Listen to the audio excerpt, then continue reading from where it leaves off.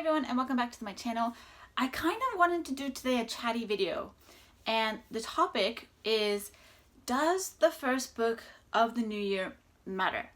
So there are some people who feel like the first book that you read in the new year kind of establishes what your reading mood is going to be like, whether it's going to be a successful year of reading, whether it will be an unsuccessful year of reading, will it decide what genre you go in, what mood you're going to be in.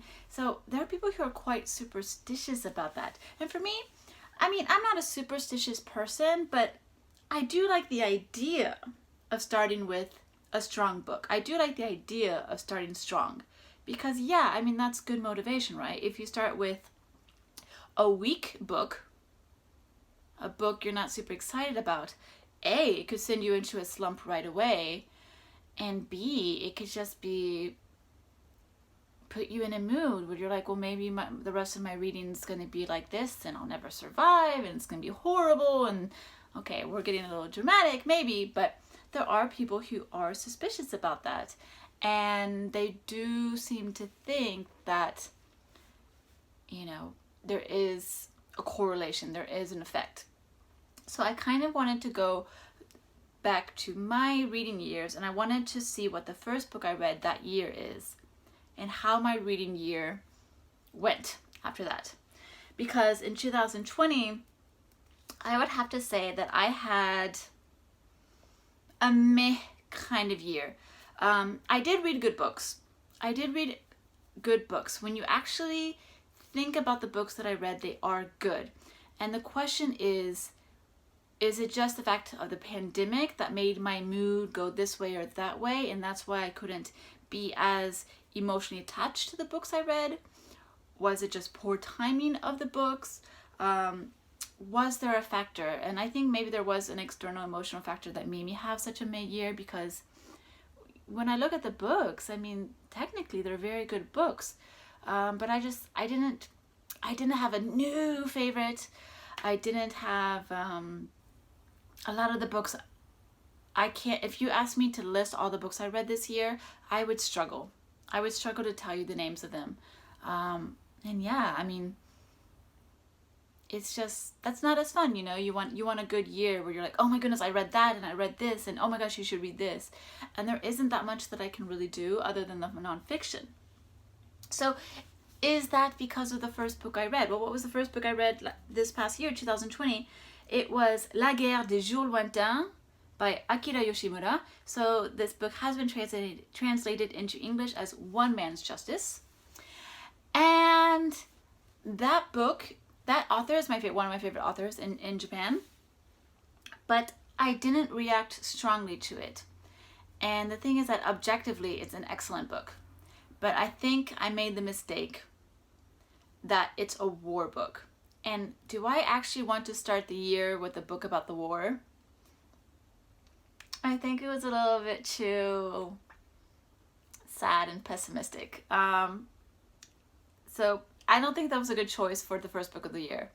Now, the question is, did that affect the rest of my reading year? I don't know. But I do know that as I was reading it, I wanted to put it down and try a different book as my first book of the year, but the thing is, I read that while I was traveling in China, and I didn't have anything else to read, and I think I didn't have anything else available with me, so I had to read that or just read nothing. So first book of the year was a war book, and that was just a terrible, terrible, terrible choice. So let's look at 2019. 2019, I read 30 books that year, and that year was a lot of new authors to me. I tried a lot of new genres as well, just to see. I did a lot more science fiction. It was a fun year. I actually really enjoyed that year. And even though I only had one new favorite, which was Lonesome Dove, and Lonesome Dove was good, I did enjoy the reading I read that year for the most part. Now, 2019 was the year my father passed away, so it was a very difficult year, but I did use reading as an escape, which was very nice, which is another reason why I also read a lot of short books, just so I can kind of get through them and just And it's another reason why I read a lot of genre books, because I needed adventure. I needed to go into another world, basically. And so that year, the first book of the year was called The Last Children of Tokyo by Yoko Tawada, which you have to be careful with this because there is another title called The Emissary. One of the titles is the American title, the other title is the UK title, and I think now the book has been republished and they've both chosen The Emissary. But don't make the mistake where I bought both of them and it's the exact same book. But that was my first book of the year, and that was a science fiction book, a dystopian book by the Japanese author Yoko Tawada. And I can say, even though that wasn't my favorite book, I was a little disappointed in it, just because I thought it was going to be a stronger book. I wanted more from it. I really liked the idea, but I wanted more from it. But when you think about in terms of genre, it did seem that I read a lot of that genre that year. So maybe that did have an effect on the rest of my reading year, because that is the direction I went for the rest of my reading year. Interesting, because it was also a year where I did read quite a bit. I also read quite a bit of new Japanese authors that were new to me, and that was fun, because Yoko Tawada, even though I knew of her, I had never read her before. Okay, so one negative, one positive. 2018. Ooh, 2018 was a good reading year for me. Ooh, I read a lot of good books in 2018. Ooh, that was good. And let's see, I read Station 11, I read Fahrenheit 451, The Handmaid's Tale, I read Nothing to Envy, I read The Monk. Oh my gosh, The Monk, beautiful book. I read more Akira Yoshimura books. I read A Personal Matter by Oe. Oh my gosh, that book is just, so amazing. I read 4, 5, 6, 7 books in Japanese. So that's fantastic. So what was the book in 2018? The Grapes of Wrath. I read The Grapes of Wrath. That's my very first book of 2018. And that was a 5-star read for me. And yeah, I mean, I followed that up with Station 11 and then Fahrenheit 451. And then I read The Handmaid's Tale. And then I read Nothing to Envy. I mean, those were 5 books back to back. I think I gave 4 stars to. I read the Twilight years that year as well. Yeah, 2018 was an excellent reading year. And yeah, I started strong with The Grapes of Wrath. I mean, 2018, I hadn't read very well. I hadn't been reading very good books up until that moment. And I knew I wanted to start that year strong. I was like, I need to read books that I know that I will absolutely love. I'm not going to hesitate. I'm not gonna, be wishy-washy. I'm only gonna choose books that I know are strong, have an excellent reputation, and I think that I will most possibly quite love. And that's what I did, and 2018 ended up being a stellar reading year. So, this might be proof. Let's see, yeah, 2017. So, 2015, 16, 17, I read 10 books and less each year. 2015, I only read 5 because I had just moved to Japan and my priority was not reading.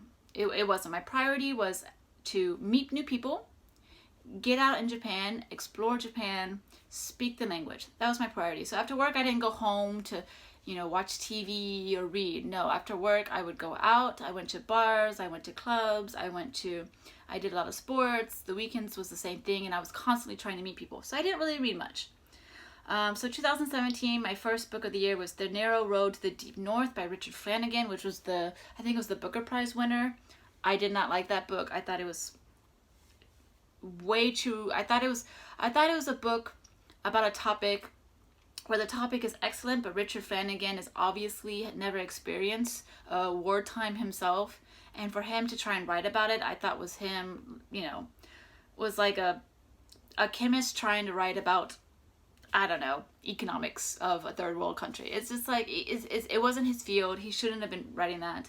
People fell in love with it, but there are much better books than that. I mean, that book, for me, I didn't like it. And yeah, I struggled that year. I read a lot of books I didn't like. I read The Vegetarian by Hong Kong. I hated that. I read The Strange Library by Haruki Murakami. That book was worthless.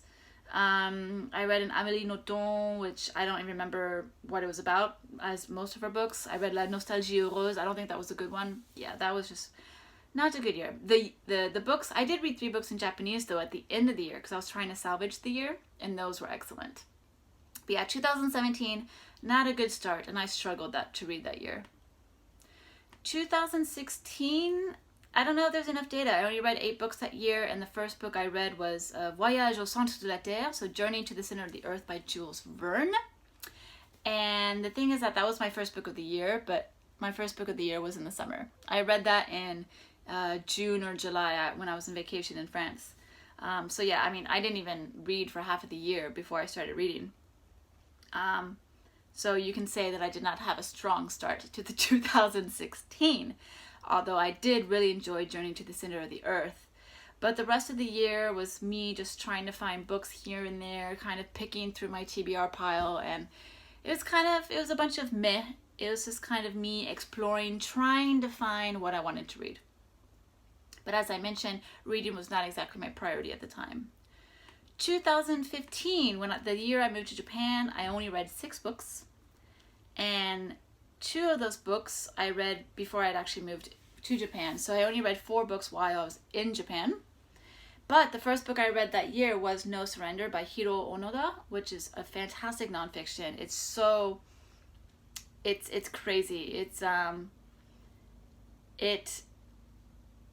You'll come out with more questions than answers, but they're fun questions. But other than that, I read Great Expectations by Charles Dickens. But that, and I really enjoyed that, but that was still lingering from 2014 because I hadn't yet moved to Japan. 2014 was a good reading year for me because 2014 I hadn't yet moved to Japan, and I was working as a substitute teacher, so I had a lot of time to read. So I would always bring my book to the schools, and whenever I had a break or they had reading time or anything like that, I did read a lot. And that was a good read for me. I read a lot of famous books that year that were quite fun and interesting. And I think I started strong because once again I started with one of my favorite authors, Akira Yoshimura, and I read La jeune fille suppliciée sur une étagère. And that book is not translated in English, but that book was very beautiful. And I read a lot of good books that year. I read a lot of books by authors I read for me. It was a heavy Japanese read for me, heavy Japanese reading year for me, which was good. I read The Idiot by Dostoevsky, which even though I don't really enjoy Dostoevsky that much, I did enjoy The Idiot. I read Le Vent de Paris by Émile Zola, so The Ballet of Paris by Zola, which is one of his most famous books. I read the excellent memoir The Inland Sea by Donald Ritchie. I read another Zola, Thérèse Raquin. I read Iris Chang's The Rape of Nanking. That was a historical book. And then I ended that year with Ryu Murakami's From the Fatherland with Love, and that book was fantastic. That was awesome. That was such a good book. So yeah, I think I would say I started with an author I liked, and so I had a good reading year that year. 2013, I started with Amélie Nothom's Peplum. I remember nothing of that book, and the reading year was, I actually read some strong books, but that was the year I had my heart broken, so it was a little bit here and there. I would read when I felt like the urge to read, but I wasn't really in the mood to read that year. But I read The Bells of Nagasaki by Takashi Nagai, which is fantastic nonfiction about a doctor and his reaction to Nagasaki right after the bomb fell. I read Le Vicomte de Bragelonne by Alexandre Dumas, so that's the second book of the D'Artagnan series, which is 2,700 pages of just fantastic adventure. I love that.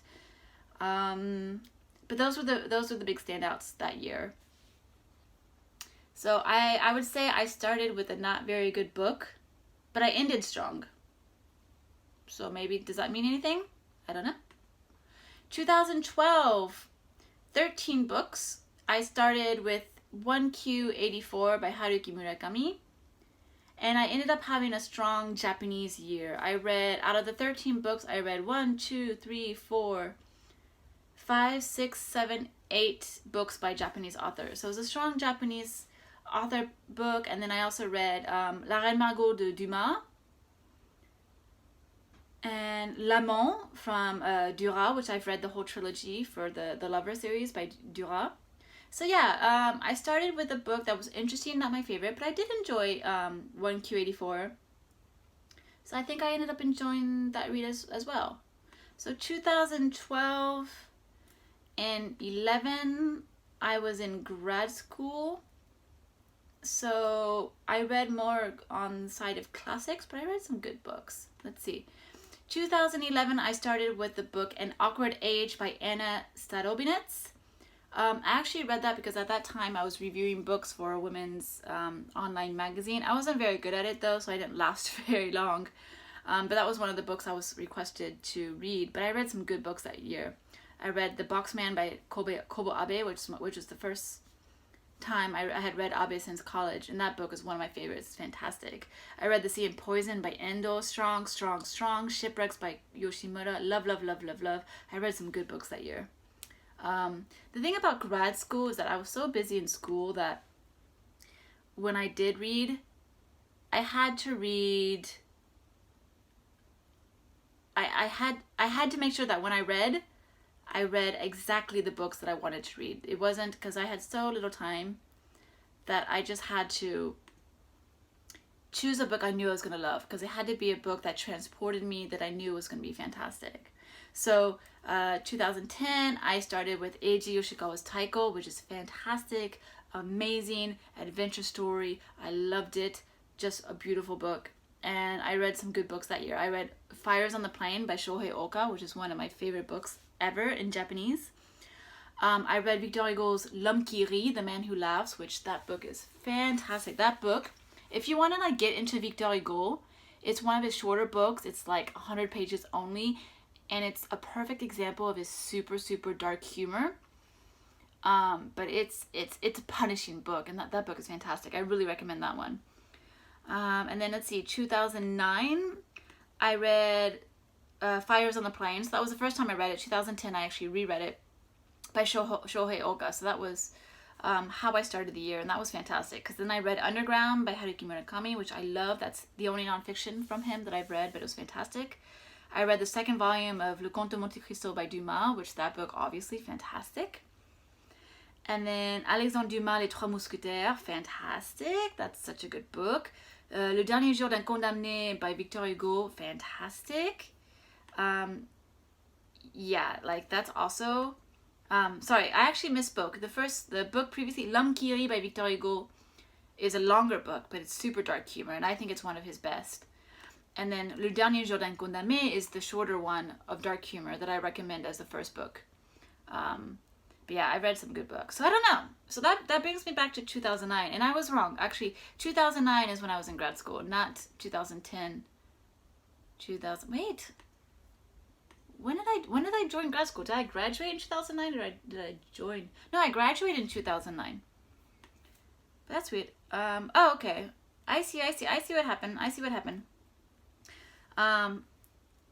I didn't open the tabs for 2008. So 2009 is when I graduated grad school. So 2008, 2007 were the years that I needed to read books that really I loved, to make sure that I was reading something worth reading, that instead of studying.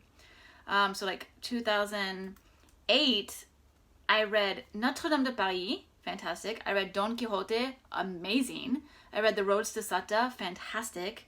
I read the first volume of Le Comte de Monte Cristo, amazing. Like, I read some good books that year. Because I had to, because I hated studying and I wanted to distract myself. But anyway, I'm not going to go any further back than that, because I'm now hitting 20 minutes on this video. But yeah, I don't know. It does seem like when I read a very strong book at the beginning of the year, that I had a good reading year. And then the years that I was more experimental with the first book, the year itself became quite experimental, and sometimes it became weaker because I was trying new things. So what does that mean for 2020? I have officially chosen my first book of the year. And I decided, because I was worried about this whole superstition, I decided to go with an author that I know I love and is Japanese, because I think that's the direction we're going to try and go this year. So I did just barely. I just started this afternoon because it's what day are we? We're the 4th of January. I'm only now starting to read my first book of the year. But I did choose A Quiet Life by Kenzaburo Oe. Oe is an author who is not afraid to go dark and to push the side of humanity that you don't want to admit exists, but you have to accept the fact that it does. And he explores that. He explores some very difficult topics. He explores topics that I think a lot of people on YouTube would struggle with because it's not politically correct. You know, I'm going to put it out there. It's not politically correct. It does struggle. It does give you the ugly side of things. This book is basically about a mentally incapacitated man, because Kensaburo Oe, one of his children, was mentally handicapped, and that's a theme he explores in his books quite a bit. And he goes against the dark side. I mean, one book, what was it called? A Personal Life. That book was hard because the main character wanted to kill his child because he was mentally incapacitated. And I think a lot of Western authors in this day and age will shy away from that kind of topic because they're going to get just killed on social media. Like, oh, how can you treat disabled people this way? You're a terrible person. It's like, well, yeah, it's a terrible thought, but you have to accept that people have those thoughts.